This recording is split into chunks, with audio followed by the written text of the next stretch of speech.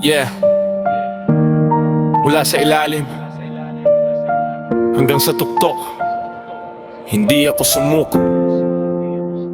Ilang beses bumagsak, ilang beses nadurog. Mga pangarap ko noon halos tuluyang nalunod. Nakatayo sa dilim, walang liwanag na tanaw, pero naniwala akong may bukas na sisilay balang araw. Bawat hindi na narinig, ginawa kong inspirasyon. Bawat pintuang nagsara, naging bagong direksyon. Minamaliit man nila ang aking kakayahan, hindi nila alam ako'y hinuhubog ng kahirapan. Dumating ang unos para ako'y patatagin, dumating ang sakit para ako'y patalasin. Habang sila'y nakatingin sa bawat pagkadapa, ako na may nakatanaw sa tagumpay na darating pa. Mula sa lupa hanggang sa ulap, walang makakapigil. Bawat sugat sa dibdib ko'y naging dahilan para muwagi. Sinubukan nila akong ibagsak, pero lalo lang tumibay. Ginawa kong hagan ng hirap para marating tagumpay. Ako'y nasa lupa pa rin, kahit kapuno kataas ang marating.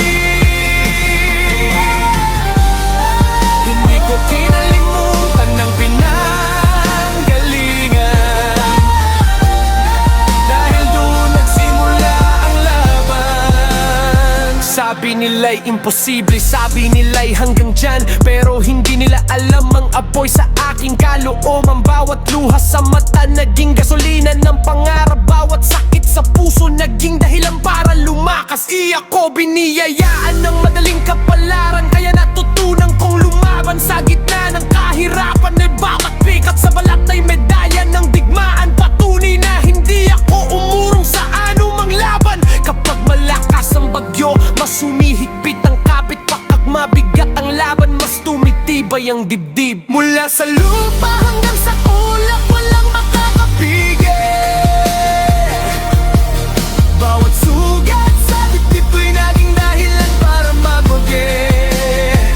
Sinubukan nila akong ibagsak, pero lalo lang tumibay. Ginawa kong hagdan ng hirap para marating ang tagumpay.